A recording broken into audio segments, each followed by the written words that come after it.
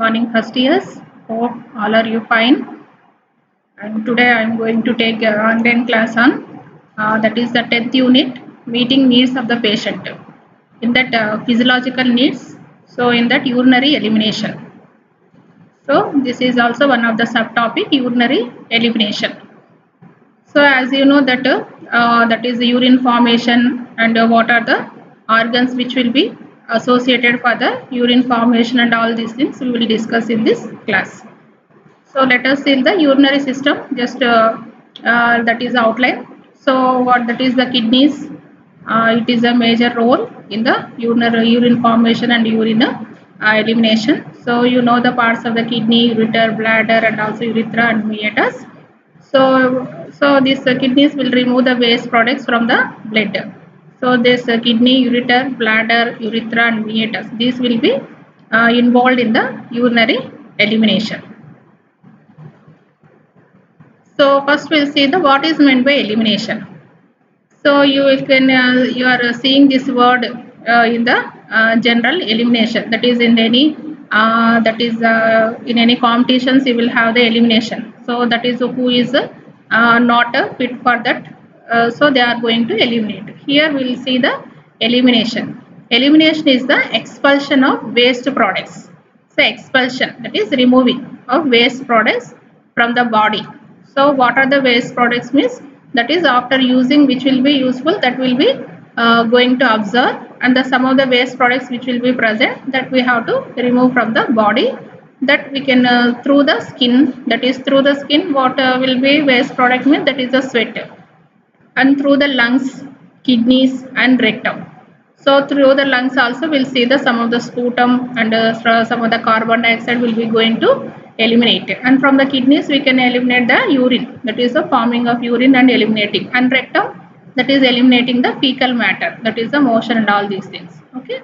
So elimination is the expulsion of waste products from the body through the skin, lungs, kidneys and rectum. Here we will see the urinary elimination. Our topic is the urinary elimination is the removal of waste products from the body through the urinary system. That is through the urinary system which will be going to eliminate, that is the urine. So first we'll see the physiology of urinary elimination. How the urinary elimination will be going to, how the changes will be occurred inside the body. So when the urine is collected in the bladder, so that is what are all the waste product, that is from the what we are taking from the food, water and all these things which will be absorbed, and remaining that is the byproduct, that is the urine is collected in the bladder. So desire to void is experienced due to stimulation of the stretch receptors. So we will have the some of the desire after filling of the bladder. We'll have some of the desire to void. So that how it will be experienced means due to the stimulation of stretch receptors. So we'll have the some of the receptors will be there, that will be stimulation. This sensation occurs when this sensation occurs means when the bladder is filled with 250 to 450 ml of the urine in adults.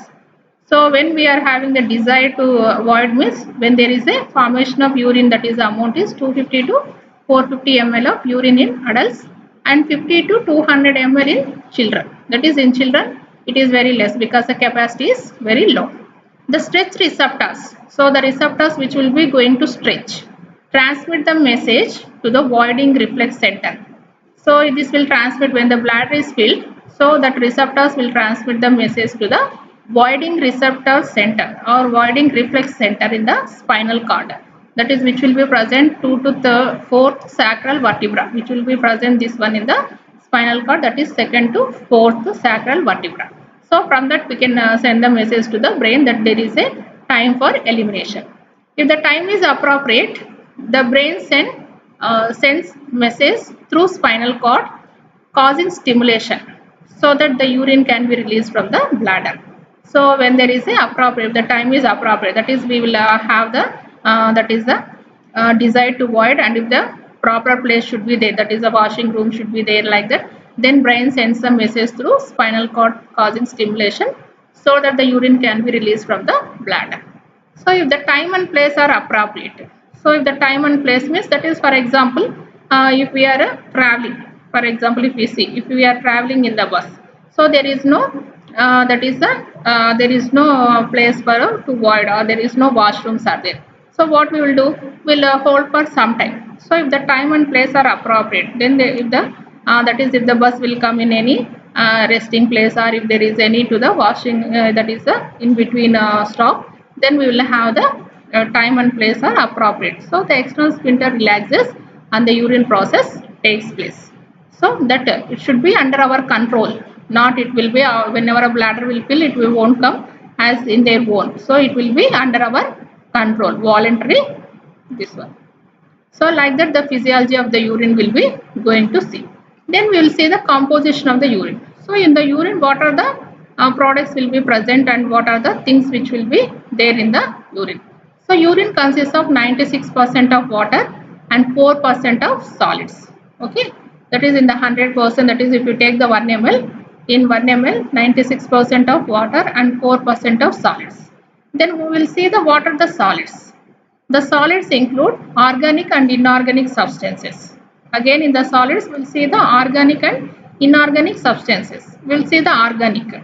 So organic substances which will be present in the urine are urea, uric acid, creatinine, ureates, chlorides, phosphates, sulfates and oxalates. So these are all the organic substances which will be present in the urine. Then inorganic substances which will be present in the urine are sodium, potassium, calcium, chlorides, phosphates, sulfate and oxalates. See, inorganic we will see the sodium, potassium, calcium, chlorides, phosphate and sulfate and oxalate. So these are all in the 4% of solids. We are having the organic and inorganic substances which will be present in the urine. Next, characteristics of the normal range. So the normal urine or normal range, what are the characteristics of the normal range? First we will see the volume.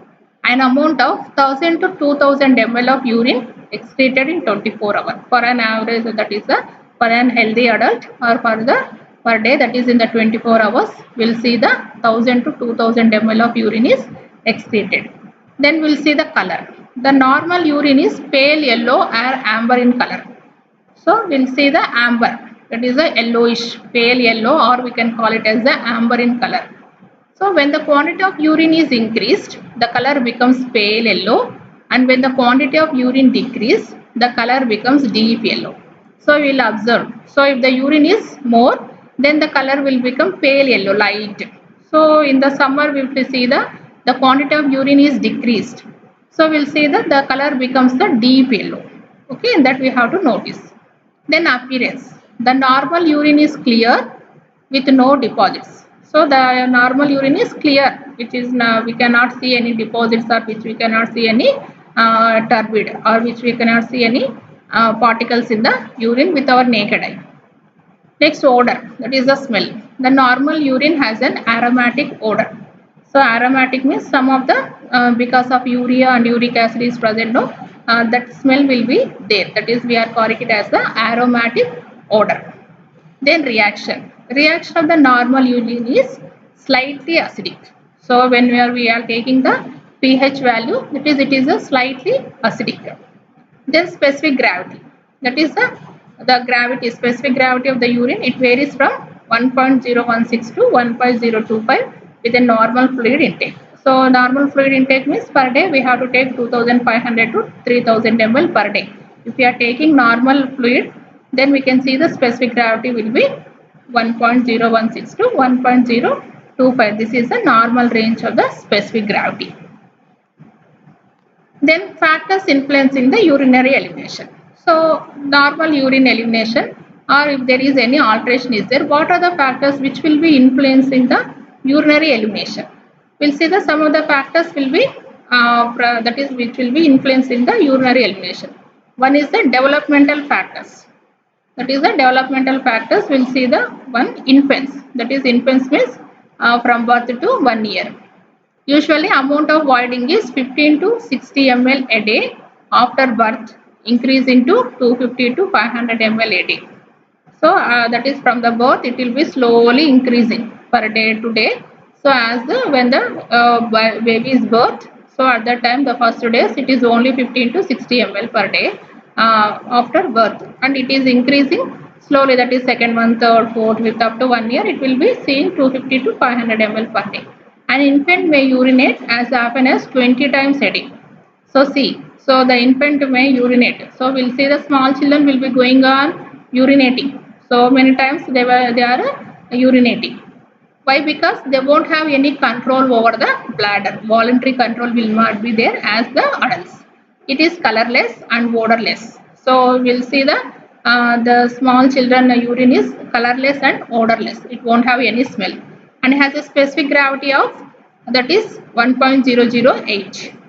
So infants are born without any urinary control. I told no. So up to the 1 year, so they won't tell that a urine is coming and they won't able to control the urine. So they will pass as when the bladder is filled. So it is automatically will be the urine is coming. Next, preschoolers. Before going to school, the preschoolers is able to take responsibility for independent toileting. So by the time they are going to school, they are having control over the bladder and they will have the toileting. So they will have the idea that the urine is coming and they are going for the toilet. Next, enuresis. Enuresis means involuntary passage of urine. So even after preschool, that is when the children are going to the school also, they are passing the urine without their that is without their control. That is called enuresis. And nocturnal enuresis or bedwetting. We are seeing in our houses or when you are seeing in the small children is there, no? So they are bedwetting. Nocturnal means nighttime enuresis, involuntary passage of urine. So is the involuntary passage of urine during sleep. So we are seeing some of the children will be that is whenever they are waking in the morning they are bedwetting. So because this is called the nocturnal enuresis. Then school age children. So by the time they are going to the school, their elimination system reaches maturity. So usually 90% of the children they won't pass urine without their, that is involuntary. Only some children will have some problem.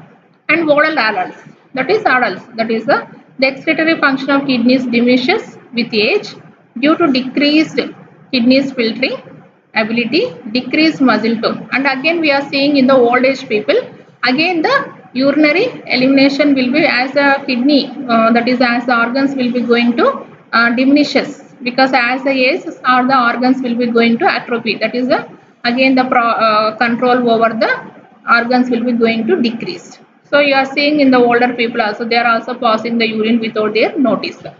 So because why? Because means the muscle tone will be going to decrease and contractility of the dextrosor muscle. So the muscle which will be present around the bladder we are calling as a dextrosor muscle contractibility అంటే సాగే గుణము తగ్గిపోతుంది.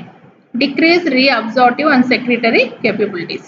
ఇంకా ఏమవుతుందంటే because as the urine is formed, absorption rate also will be going to decrease. So whatever is coming, that will be going to eliminate. So in the older adults also again we can see the some of the problem of the urinary elimination. Next, psychological factors.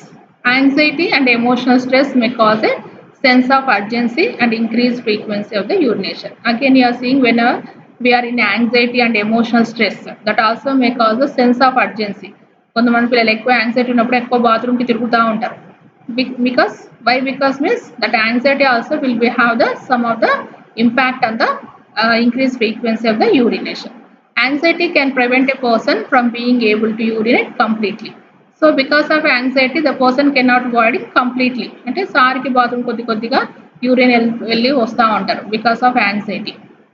And again privacy, normal position in sufficient time can stimulate the micturition reflex. And also at the another is privacy. If we are not having the privacy, then we are unable to pass the urine completely. And also normal positions, we are unable to have the proper place for the and sufficient time also. If we are not having the time to void also, that also will stimulate the micturition reflex. These are some of the psychological factors which will have the influence on the urinary elimination. Then fluid intake. If fluid intake is greatly increased, frequency of voiding increases, as you are seeing. So if you are taking more water, then urine also will be coming more. If fluid intake is decreased, frequency of urine is also decreases. So ingestion of certain fluids directly affects the urine production and excretion. For example, coffee, tea, cola drinks.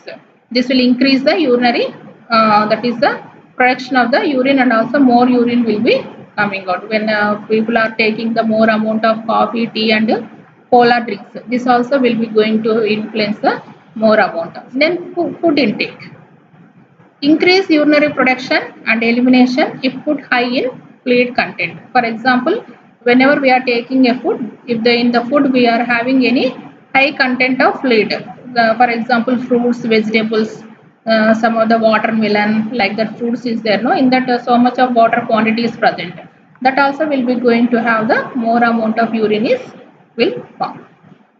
And foods and fluids high in sodium retains water, decrease urinary production and elimination. For example, potato chips, pickles. So that we should that whenever you are taking the food which is having high sodium, that will make the urine production decreased. That is the make the less amount of urine will be produced. For example, that way potato chips, like that Lays packets you are taking more, some people that will be going to decrease, and pickles also, because in the pickles more amount of salt content is there. And change the color of the urine. Example, beetroots cause urine to appear red. That is, if you are taking more beetroot or more amount of beetroot in the food, that also will cause the urine to appear the red, because beetroot is very red in color. Next, body positions. Example, some men find it difficult to empty their bladder fully into the urinal while lying flat in the bed. For example, it is very common. So, if we are lying in the bed, we are unable to void. That is, we are having the some of the position which will be comfort. That is a squatting position or standing position that will make the urine to get fully bladder. If you are lying in the bed, it is very difficult to pass the urine. Then medications. Some of the medications also will be affect the urinary elimination. Example, cholinergics, diuretics. These cause the urinary more elimination. That is the diuretics and also cholinergics. And anticholinergics, opioid analgesics cause the urinary retention. That is opioid analgesics means that is the painkillers, anticholinergics. So these will cause the urinary retention. They are unable to pass the urine freely. And some medication cause change in the color of the urine, and some tablets also, for example, methyl dopa, so, and also tuberculosis drugs, rifampicin. This will be causes the urine this will be causes the that is the urine will be red. And to brown or black color, sometimes urine also we can see some of the black or brown color, that is levodopa, ferrous sulfate and ferrous gluconate, that is iron tablets. If you are taking more amount of iron tablets also, that will also cause the some of the change in the color. And muscle tone and activity. So regular exercise improves muscle tone and metabolic rate. So we should have the some of the exercises to the body that will make the muscle tone to be increases, and metabolic rate also will be going to increase. Good muscle tone is necessary to maintain stretch and contractibility of the muscle tone. So good muscle tone should be there to have the control over the bladder. Next, pathological conditions. Some diseases and pathologies can affect the formation and excretion of the urine. So some of the diseases also which will be cause effect on the urinary elimination. Example, diabetes mellitus, multiple sclerosis, some of the Parkinson's disease. So this will possible loss of the bladder tone. So in the people who are having the diabetes, sugar patients also will see the loss of bladder tone is there. So they are frequently they are going to the bathroom. And some of the benign prostatic hyperplasia (BPH) may cause the urinary retention and incontinence. This is one of the condition in the older people. It will see some of the muscle will be growing in the urinary bladder, that may cause the urinary retention or incontinence. We'll see the what is meant by retention and incontinence later. And cognitive impairments, such as some of the brain impairments such as Alzheimer's disease, lost the ability to sense a bladder or unable to recall the procedure for voiding. Some of the people Alzheimer's disease, in that they will have the dementia, loss of memory. So at that time they will have the lost the ability to sense a full bladder, or unable to recall the procedure for voiding. So they won't have the that is the sense of to recall whether they have been void or not. and socio-cultural factors. And certain lifestyle behaviors can affect the urinary elimination by delaying voiding due to ignoring the urge to void. Some socio-cultural factors also. So that is because of insufficient time, so that is they won't have proper time for the urinary elimination, unavailability of toilet facilities. In some families now, till nowadays also they won't have any toilets, and lack of privacy, so many people will be present in the house, they won't have any toilet facilities, and inability to assume a normal position, like that this will be influence the this urinary elimination. And delay in voiding can stretch and weaken the dextrosor muscle, lead to incomplete emptying of the bladder. So if you are not emptying the bladder properly in time, so what will happen, that muscles will be going to weaken, so the urine will be present in the bladder, that residual urine left in the bladder, this will be causes the bladder infection. For example, in the bladder, if the urine is present for long time, so what will happen? Because as so many bacteria is present in the urine, so if it is present in the more time, we are if we are not avoiding the, then that in the bacteria, that a bacteria which will be present in the bladder, that will cause the infection. So that will cause the bladder infection. So that are the factors influencing the urinary elimination. Developmental factors, physiological factors, psychosocial, all these factors. Then we will see the alteration in urinary elimination. So in the urinary elimination, what are the different types will be present? Okay, we will see the alterations in urinary elimination. One is polyuria. So poly, that is by the meaning itself we can know, poly means production of abnormal large amount of urine by the kidney. So polyuria can follow excessive fluid intake, a condition known as polydipsia. So in the diabetic patient, as I told, no, they will have the polyuria, polydipsia, and polyphasia, like the three will be presented. So polydipsia means they are going on taking the more water. If they are taking more amount of water, then what will happen? More amount of urine will be eliminating. So that is called the polyuria. More time of production of abnormal large amount of urine. So the normal urine range I told, that is 1500 to 2000 ml per day. But here we can see the more amount of that is more than 3000, like that which will be seen. That is called the polyuria. Second is the oliguria, defined as low urine output, usually less than 500 ml a day or 30 ml an hour. So oliguria. Oliguria means low urine output, usually less than 500 ml per day. So for the entire day only 500 ml or 30 ml an hour. Per hour it is only very less, 30 ml. That is called the oliguria. Next, diuresis. It is another term for production and excretion of large amount of urine. So at the time of voiding, we can see the more amount of urine is voiding, diuresis. So large amount of urine is going to excrete. Next, anuria. So refers to lack of urine production with no effective urinary output. So if the no problem is there, then anuria, complete absence of urine production. So we can observe this anuria in kidney diseases or acute renal failure, like that in the renal problems we can observe the anuria. Then nocturia, voiding 2 or more times at night. That is during the sleep also. Actually in the normal, that is when we are sleeping, they won't have disturbance. So when we are before going to the bed, we can go to the urination, and after waking only we can. But some people, they are in between the night 2 to 3 times they are going on to the toilet. That is called a nocturia, night times passing of urine. Dysuria. So it means voiding that is either painful or difficult. So some people they are telling while urine they are having the so much of pain or difficult. Why? Because this is due to the bladder infection or this is due to the any other problem. That is dysuria. Enuresis, defined as involuntary urination in children. I don't know. So in the children they are going on passing. They will pass wherever they like. That is they won't have any. They won't have any voluntary control. And nocturnal enuresis means involuntary urination during the night. That is the children will be involuntary. They are passing the urine in the night or in the day. So these are some of the alterations. You see, polyuria, oliguria, diuresis, anuria, nocturia, dysuria, enuresis, nocturnal enuresis.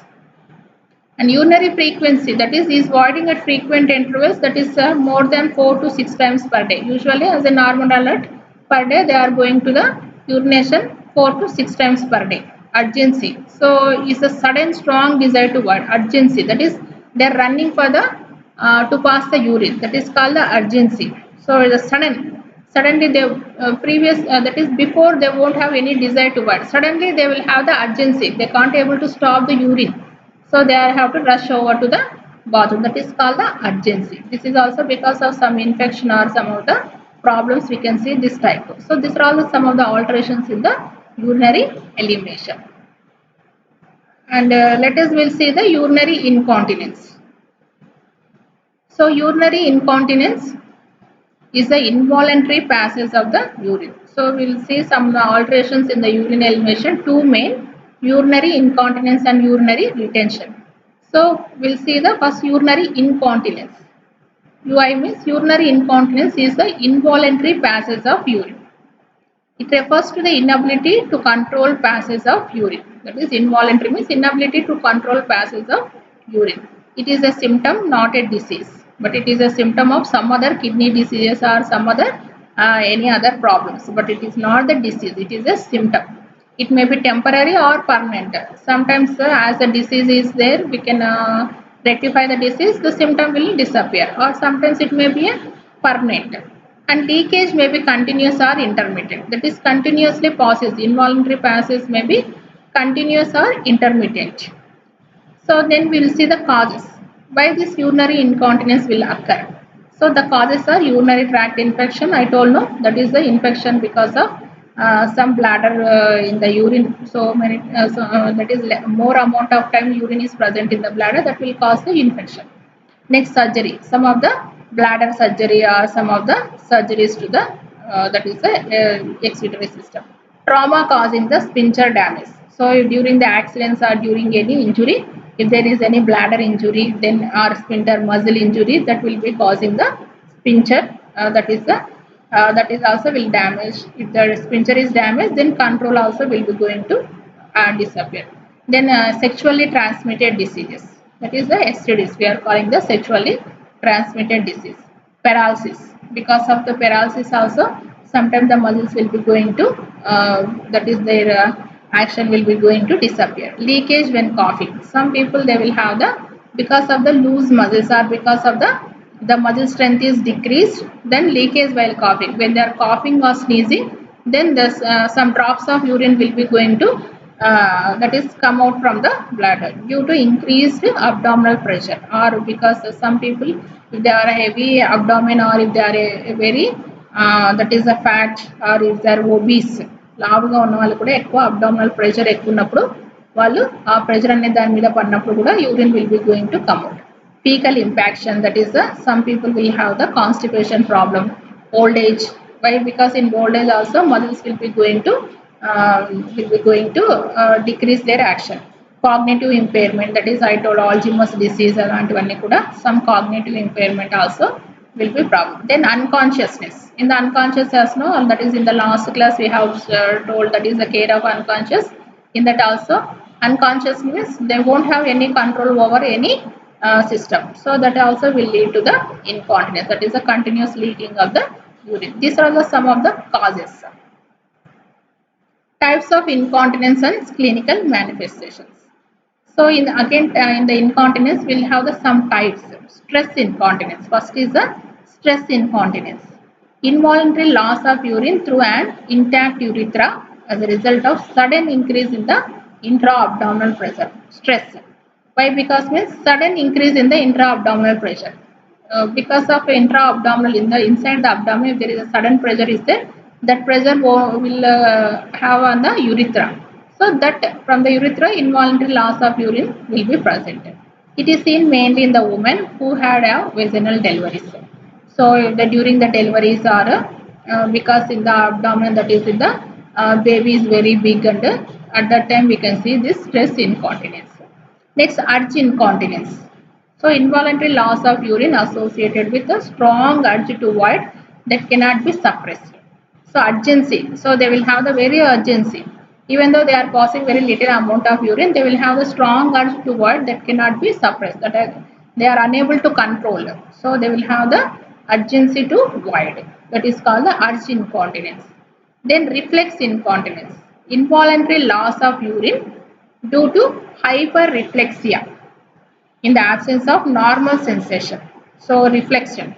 So due to hyperreflexia, more amount of reflex is present. Actually, we will have the normal reflex is there. So even in the absence of normal sensation also, they will have more amount of reflex is there. That is called the reflex incontinence. Then overflow incontinence or functional incontinence. It is the involuntary loss of urine associated with over distension of the bladder. So that is if the bladder is over distended more than that is the normal capacity of the urine, then involuntary loss associated with the over distension of the bladder. Next, we'll see the measures to reduce the problem of the incontinence. How we have to treat this problem, how we have to reduce the problem. So establish a regular voiding schedule for the patient. That is, we have to keep the time. That is regular voiding schedule. That is the time we have to keep 3 o'clock. Then after 2 or 3 hours again, that is 6 o'clock. Like that, they have to go for the regular interval. Then perineal exercises. These increases the tone of muscles concerned with the micturition. That is sphincter muscles we told, no, anal sphincter and rectal sphincter like that. So urinary sphincter. So these because of the exercises, it will make the muscles to be strong. In particular, the perineal and abdominal muscles. So periodic tightening of the perineal muscles, intentionally stopping and then starting the urinary stream. So it will help in gaining voiding control. So perineal exercises makes the muscle to be strengthening to strengthen the muscle. Arrange toilet or bedpan within the easy reach of the patient. So that is also. So toilet facility should be there. Or if the patient is unable to walk, then we have to provide the bedpan or urinal within the easy reach of the patient. So as the patient is having the that is the urge of that is as a he can able to voiding, then it is easy to if it is in the easy reach of the patient. Medical and surgical correction of the causative factors. That is, if any pathological factors are there or any medical problems are there that we have to correct, then the problem also will be going to correct. Bladder training program. That is, bladder training program is that is regular intervals. That is for the smaller children. We will see this bladder training. That is after 3 years, we have to make the children. So immediately after waking from the bed, we have to stand on the floor or we have to make the people to go to the toilet. Then like that we have to training program. That is the bladder will get slowly training within the control of the people. Education of the client and support the people. That is bladder training I told you, which requires that the client postpone voiding, resist or inhibit the sensation of urgency and void according to the timetable rather than according to the urge to void. That is, we have to keep the timetable. That is morning early, that is immediately after wake up, they have to go to the toilet. Then after again for after some time, that is they have to keep the timetable.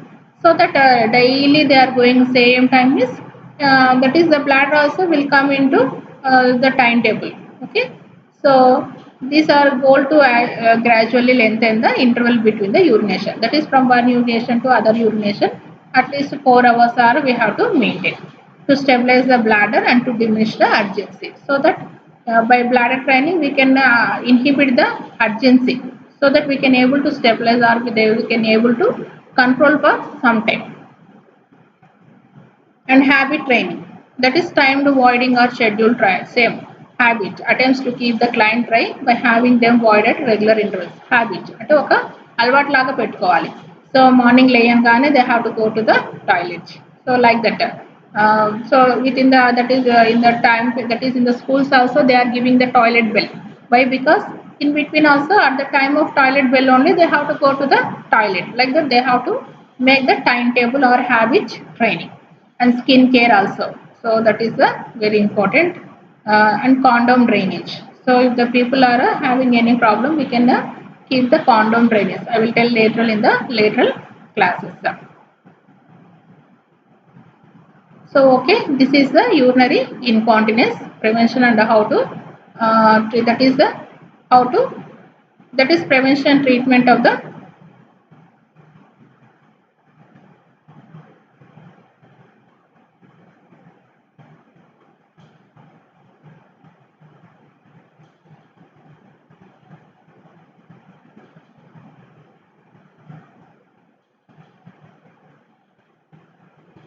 So this is about the condom.